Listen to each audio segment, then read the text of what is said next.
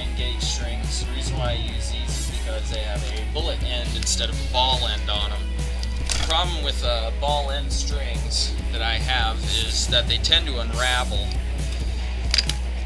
One way to get around it is by soldering them, like I did this one, although this one already broke and I rewired it back on there to makeshift my way through. But these are a lot better in my opinion, just for Jag Stangs. I use 9 through 42, you can use whatever you want. I've heard of some people using as high as 13. I've actually gone as high as a 14 on some guitars. This guitar had 13 flat wounds on it at one point even, although it was a real pain in the rear to get enough vibrato travel. That's the reason why I use 9s, because then I can get all that whammy bar travel and I can really whammy on this thing like it's got a Floyd Rose, and it really bounces well. Now that hum went away because I moved my microphone away from that fluorescent lamp over there. How you run the strings through the bridge is like this.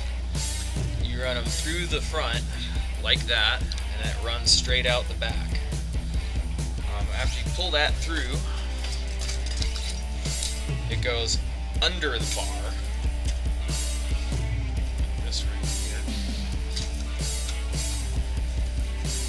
And then it just pulls straight on through, like that. And there you go. That's how the strings on a Mustang Vibrato go through. I'm trying to show you what I do with the headstock.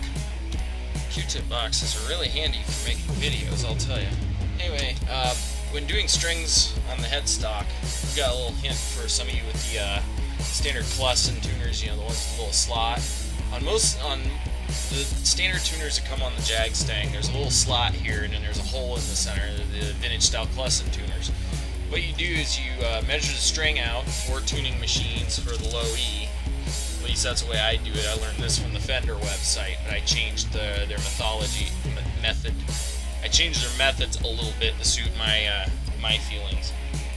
What I'm generally going for is multiple wraps on here, and the reason being it holds the strings on more secure, and once they've stretched out they stay in tune better because they've locked themselves into position. You know, the windings lock into each other and everything, and then you end up with your string being held nice and tight. Anyway, to start with, for the low E I usually measure out to G string tuner, and then I just cut that with a pair of dikes and stick that in there with about that much sticking out of the end or so, maybe that much extra, and I just stick the end of it down in that hole and wrap it around, and then after it's too tight to wind, then I just start winding it with my peg winder here, and that's what does the job.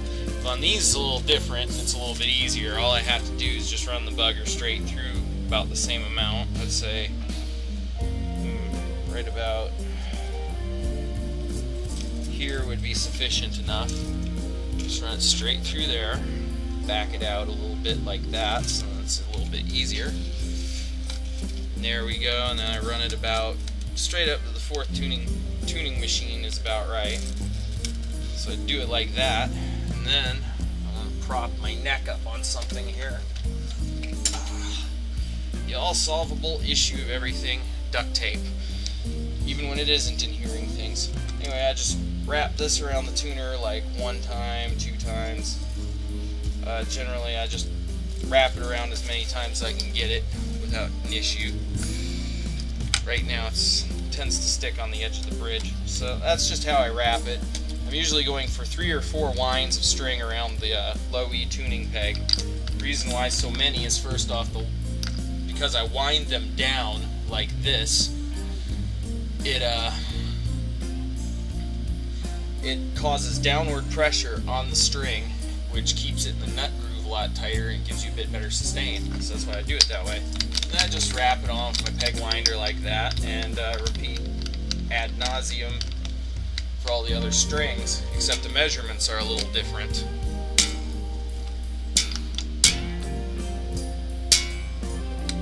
And no, I'm not using a tuner, I tune by ear.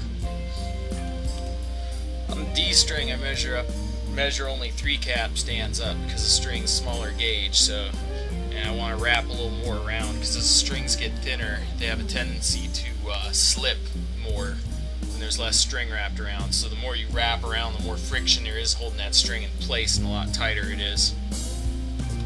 On these last two, I leave about an inch or slightly less hanging out, because these need the most winds to keep from slipping, being plain strings and all. That looks pretty nice right there. Even and almost all in tune. Let's go over some of the other problems one might have. Sometimes if your guitar is not staying in tune, sometimes the nut here is dirty. Mine's pretty nice and clean. I put graphite in my slots and they slip and slide nicely. It's also nice and well cut. I don't think this is the original nut to the guitar, considering a few things about it. First off, it appears to be made out of bone, not plastic. It looks a little more man-made than normal, like it was made with a little more precision than the original Fender nut. There's none of that yellow clear coat stuff on the sides from what I can tell. Maybe it doesn't. Maybe it is the original. Either way, really nice nut, and it's cracked right here in the center. I'm wondering if that has something to do with why this guitar has such awesome tone. Center the rocker bridge, I usually push it all the way forward and then push the bar down like this. And that usually centers it out where it's supposed to go. It's a little bit forward, but then there we go. It's a little bit different now since my bar is a little bit custom. For adjusting spring tension on the vibrato, I'm going to use my 2.5 metric hex tool here. I'm going to set it just a little bit back at a 45-degree angle. As you can see, as I turn it, it raises the vibrato unit up. A little more balanced this time rather than last time where it was a little too low. So I'm going to probably go for more of a tension similar to this. This just seems to do it a whole lot better. Also, the looser your springs are, much looser the vibrato bar, less force it takes for it to go down, because the strings and springs have a little bit less force pulling against each other. Or at least the springs do. Then the last thing you want to do is stretch the strings out. You know, say pull them a bit like that. You want to go down the whole length because you don't want them to unevenly stretch. If they unevenly stretch, then you might have a spot that's unstretched, and then it'll keep the guitar going out of tune. So this is generally how I stretch out all my guitar strings. And yes, I'm bumping into my microphone.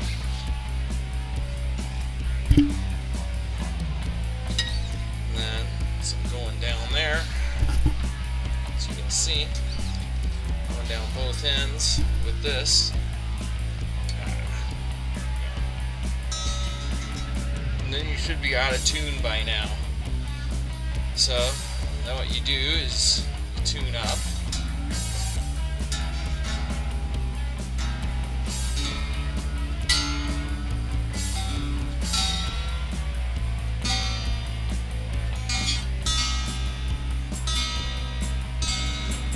Then you do a couple bar dives.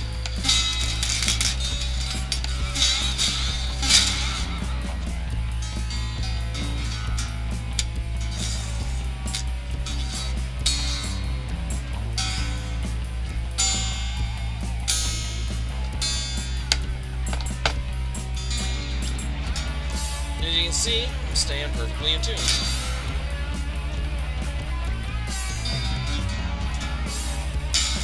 Not quite.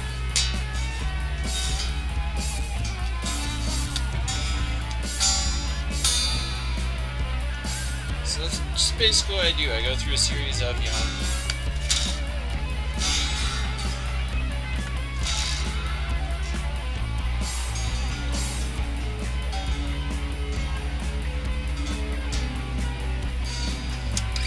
series of stretching.